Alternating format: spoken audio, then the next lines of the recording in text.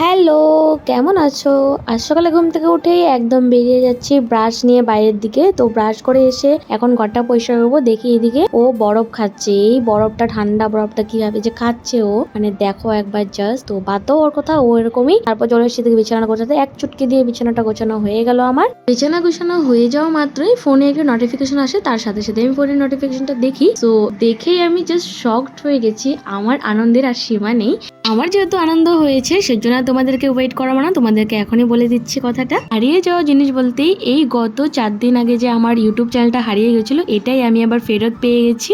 এই যে দেখো আমার চ্যানেলটা, এখন হয়তো প্রোফাইল পিকচারটা আরো ব্যানারটা আমি চেঞ্জ করেছি, কারণ যেহেতু ব্যানারটার প্রোফাইল পিকচারটা ছিল না, এমনি জাস্ট ভিডিও সাবস্ক্রাইব যা যা ছিল সবটাই এসে গেছে, শুধু প্রোফাইল পিকচার আরো মানে ব্যানারটাই ছিল। তো এগুলোকে আমি এখন নতুন করে বানিয়ে নিয়েছি। তো যারা যারা তোমরা আমার ইউটিউব চ্যানেলের কথা জানতে না আগে, এখন যারা নতুন জানলা, প্লিজ তোমরা একটু সাবস্ক্রাইব করো, পাশে দেখো। আমার এই খুশির গল্প তোমাদের সাথে শেয়ার করতে করতে আমি তো রান্না বাড়ার কথা ভুলেই গেছি। তো আজ সকালে বনেটেই খিদে পেয়ে গেছিল সবারই, আমার একলা না, আমার বোনদেরও। তো তারপর বললো দিদি কিছু বানা, জলদি করে ভাত খেতে হবে, আর টাইমটাও অনেকটা হয়ে গেছিল। তো সেটার জন্যই খুশিতে তো আমি ওগুলো নিয়ে ব্যস্ত হয়ে গেছিলাম। তো তারপর সেই মতো চলে এসেছি ডিম চচ্চড়ি করতে, যেহেতু ঘরের মধ্যে মা করবে মাছ, তো আমি ভাবলাম তাহলে সকালে ডিম চচ্চড়িটা করি। চচ্চড়িটা প্রায় হয়ে এসেছে, এদিকে ঝোল দিয়ে দিয়েছি, ঝোলটা জাল হয়ে গেলেই নামিয়ে নেবো। আর এদিকে দেখো বোনোর এতটাই খিদে পেয়ে গেছিল, বোনো এখানে পেয়ারা খাচ্ছে একলা একলা। তো তারপর চচ্চড়িটা হয়ে যাওয়ার পর আমরা সবাই মিলে বসে গেছি এদিকে ভাত খেতে। দেখো আমরা 4 বোন মিলে এইদিকে ভাত খাওয়া কমপ্লিট হয়ে যাওয়ার পর আমার পিসত বোন মেখেছিল লেবু। সো যেহেতু ঘরে লেবু ছিল সেটা পেকে যাচ্ছিল, মা বললে এটা মাখা করে খেয়ে ফেল। ঠিক সেই জন্যই বোন আমাকে লেবুটা মেখে দিয়ে দিয়েছে। দিদি তুই সবাইকে দিয়ে তারপর নিজের জন্য খা। ও নিয়ে ওদিকে বসে গেছে খাওয়ার জন্য।